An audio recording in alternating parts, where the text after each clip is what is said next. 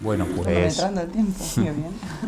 antes de nada, muchísimas gracias, en primer lugar a Manu por el tremendo esfuerzo que has tenido en organizar esto, al Club 567, a los asistentes y a los representantes de las asociaciones en un momento en el que la unidad asociativa es tan importante. Yo, si me permiten, si me permitís, voy a empezar con una pequeña anécdota para distendir un poco, pero que en realidad tiene un cierto carácter trágico. Vengo de Guadalajara, para que no lo sepáis, que trabajo yo allí, para los que no lo sepáis. He tenido que coger el tren rápidamente y luego tomar un taxi para venir aquí. Iba con un poco de agobio, pero tuve suerte y efectivamente alcancé un taxi. Cuando estaba a punto de entrar en el taxi, una moto a toda velocidad impactó contra el taxi delante de mis ojos. Y lo vi con todo detalle. Cómo se rompía la moto, cómo se apoyaba el coche. Algo absolutamente indescriptible. Os puedo decir que no ocurrió nada, pero me hizo reflexionar muchísimo sobre la labor del juez, porque eso lo vemos en los papeles todos los días y a veces no tenemos la sensibilidad suficiente para darnos cuenta de que hay historias humanas detrás de los expedientes. Y también se me produjo una gran indignación porque por culpa del Consejo General del Poder Judicial, que es un órgano politizado, se está transmitiendo a la opinión pública la idea de que todos los jueces somos políticos, cuando en realidad los que están en las altas esferas pues son una minoría de políticos togados que han decidido colaborar con el sistema. Es muy importante que transmitamos a la sociedad que nosotros no tenemos nada que ver con esa cúpula que se ha vendido a la política. Luego, en cuanto al mandato de este Consejo, yo de verdad que es que no me gusta criticar por criticar y decir que todo es malo. Algo bueno han tenido, como por ejemplo la política de transparencia de Marc Cabrejas, que ha sido marchar ella y automáticamente se ha oscurecido. Pero en general, este Consejo es un desastre, quiero decir, si es que estamos gobernados por un órgano que no lo hemos elegido nosotros. Entonces, somos vasallos, súbditos. ¿Qué voy a decir? El ejemplo de las cláusulas suelo, una decisión que se ha adoptado de manera completamente a espaldas de la carrera judicial, la situación en la que está la última promoción, el expediente digital. Como decía Concha, aquí no se trata de hacer un pliego de cargos, es que no acabaríamos nunca. Esto ocurre, y no quiero que nos quedemos en la anécdota, porque estamos gobernados por un órgano ajeno a nosotros. Y entonces, como vasallos de esos señores feudales que han decidido colaborar con el poder político para estar en las alturas de la carrera, estamos padeciendo esta política que es tan ajena a nosotros. En cuanto al sistema actual, mirad, yo ya lo he dicho todo. A nosotros nos pareció una farsa electoral, un engaño. Máxime cuando supuso la violación de las promesas electorales del partido gobernante. ¿Y qué hicimos los jueces? Desde las bases, con un sentimiento popular y democrático que va más allá de cualquier institución. Organizamos unas elecciones alternativas. ¿Para qué? Para lo que os decía antes. Para que esa persona que va a los tribunales pidiendo justicia sepa que no tenemos nada que ver con este montaje. Se organizaron unas elecciones alternativas sin apoyo de nadie, que las silenciaron los medios de comunicación, con algunas excepciones, por supuesto. Y se registraron 1092 votos. Es una bandera de dignidad, una medalla de honor para decirle a la ciudadanía que hay una masa sana en la carrera judicial que no está corrompida por este sistema putrefacto. ¿Qué más cosas os puedo decir? Bueno, pues yo es que no me quiero enrollar en el asunto de los nombramientos. Hay mucha tela que cortar, pero yo creo, Manu, que casi es mejor dedicar una pregunta específica a eso, como tú me digas. Para terminar, ¿quejarnos como niños? No, claro que no. Hay que promover soluciones concretas y soluciones eficaces. Y yo he hecho mi mirada atrás con las elecciones alternativas de hace 5 años. Yo voy a hacer una propuesta que creo que es perfectamente factible. Es decirle a los políticos que esto no es un circo, esto no es un aro en el cual una foca amaestrada va a dar un saltito para que aplaude el público. Pueden poner el aro, pero nosotros no vamos a pasar por él. Todas las asociaciones judiciales deberían ponerse de acuerdo en hacer una lista solamente de 12 candidatos para ir al Consejo. Entonces los políticos solamente tendrían 12 candidatos para elegir y no entraríamos en este juego que es ultrajante para nuestra dignidad como jueces. ¿Cómo se seleccionarían esos 12 candidatos? Pues mediante unas elecciones libres, según el principio, un juez, un voto entre toda la carrera judicial.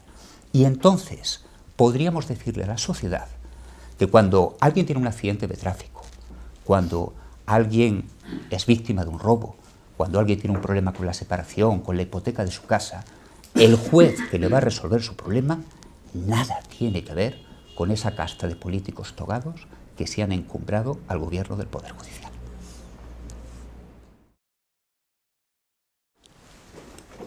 Me parecen interesantísimas las aportaciones que se han hecho, porque claro, si pensamos en una madre de familia que no tiene aspiraciones políticas, que tiene que cuidar a sus hijos, que tiene que llevar la casa, porque esto de la liberación de la mujer es muy teórico, las mujeres siguen todavía con todo el peso del hogar sobre sus hombros, pues ya me dirán ustedes a qué pruebas se puede presentar o qué méritos puede reunir a lo largo de su vida profesional. Por eso precisamente la plataforma, que yo creo que ahí estamos en sintonía, por lo menos con las dos asociaciones que tengo a cada una de ellas a mis flancos, en que se promueva un sistema de carrera horizontal. A la hora de disfrutar del sueldo y otra serie de ventajas profesionales, lo mismo es el juez que esté en el último pueblo de nuestra remota geografía que un señor de magistrado del Tribunal Supremo. La plataforma está publicando una serie de estudios de gran calidad técnica que los estamos remitiendo al correo corporativo y de hecho estamos en contacto con magistrados italianos que nos van asesorando y yo creo que de ese país tenemos que aprender mucho. Pero ¿cuál es el problema de fondo? Miren, a las cosas hay que llamarlas por su nombre. El problema es que en esta carrera judicial, para promocionarte, para medrar, necesitas una etiqueta política que te hierren en una ganadería o en otra, ir de rojo o ir de azul. Tienes que rendir pleitesía al poder político para poder ascender. ¿Eso lo digo yo? No, no lo digo yo. Eso, por ejemplo, se dice en el informe de Transparencia Internacional. Y en el ámbito de la doctrina independiente es una opinión unánime. Yo les digo, por ejemplo, que lean las obras de Alejandro Nieto o que lean las obras de Antonio García Noriega, que por cierto es miembro de la plataforma. Miren, hay que acabar con este sistema, porque la corrupción no es solamente una cuestión de dinero, también es una cuestión de reparto del poder. Eso lo decía precisamente Agustín Azparren, el presidente de la plataforma. Tan corrupto es el que se lleva dinero como el que incurre en prácticas de nepotismo. Hay que acabar de una vez por todas con un sistema en el cual, para que uno tenga que promocionarse, ha de marcarse ideológicamente. Dicho esto, vuelvo a lo de antes. Criticar por criticar, ni que fuéramos un niño llorón, ¿no? Hay que hacer propuestas concretas. Yo antes hice una propuesta muy clara, porque estoy de acuerdo con los otros miembros de la mesa, de los partidos políticos, la verdad es que no podemos esperar demasiado, pero propuse un pacto de caballeros y de damas, haciendo una concesión al lenguaje de género que no me gusta, de caballeros y de damas, para que solamente presentemos 12 vocales, y si lo hiciéramos eso, os aseguro que los políticos temblarían. En materia de nombramientos, ya que estamos de citas eruditas, don Celso, por cierto, su cultura me deja apabullado, a mí, yo me acuerdo de una cita de Nietzsche, del filósofo, que decía: lo que me molesta no es que me hayas mentido, sino que ya no puedo confiar en ti. ¿Cuánto nos duele cuando alguien que queremos nos miente, aunque sea en una tontería?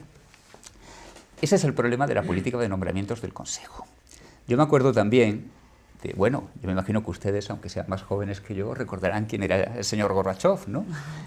El secretario general del Partido Comunista de la Unión Soviética, luego presidente.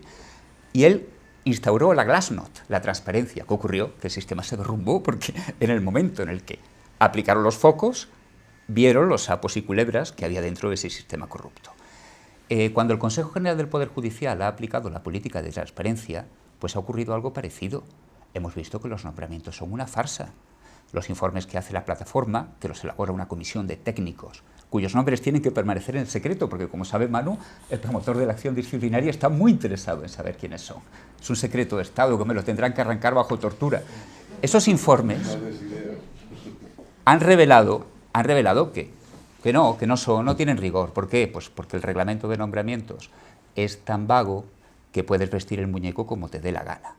Estoy de acuerdo con don Celso en que, desde luego, lo del proceso de preselección es un auténtico escándalo, porque si ya en la designación puede haber una cierta apariencia de legalidad o de meritocracia o de lo que fuere, ya en el proceso de selección es que eso es el oscurantismo total. ¿Qué tenemos que hacer con respecto a esto? Propuestas concretas de la plataforma: carrera horizontal, lista de caballeros y de damas al Consejo General del Poder Judicial, pero luego después una cosa muy sencilla, la reforma del reglamento. Ahí Francisco de Vitoria tuvo una idea muy buena, porque no hace falta reformar la Ley Orgánica del Poder Judicial, basta con reformar el reglamento, que es mucho más sencillo. De hecho, la plataforma ya en el año 2016, en junio del año 2016, pidió la modificación del reglamento y le llevamos la propuesta al señor presidente del Consejo, que tuvo a bien recibirnos. Parece que le gustó, pero no dijo nada. La llevamos al señor ministro, que no nos recibió él, pero nos recibió Joaquín Delgado, parece que le gustó, pero no nos dijo nada. La remitimos a las asociaciones judiciales, salvo Foro Judicial Independiente, que la apoyó, nadie dijo nada.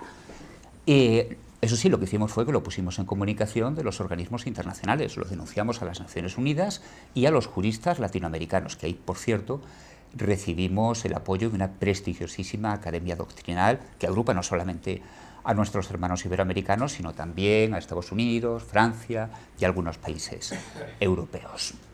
La política del silencio es la mejor, porque claro, te callas y así no tienes nada que decir, pero como acertadamente indicaba Natalia, es que la sociedad ya se está implicando. Antes las grandes instituciones mantenían la información cerrada.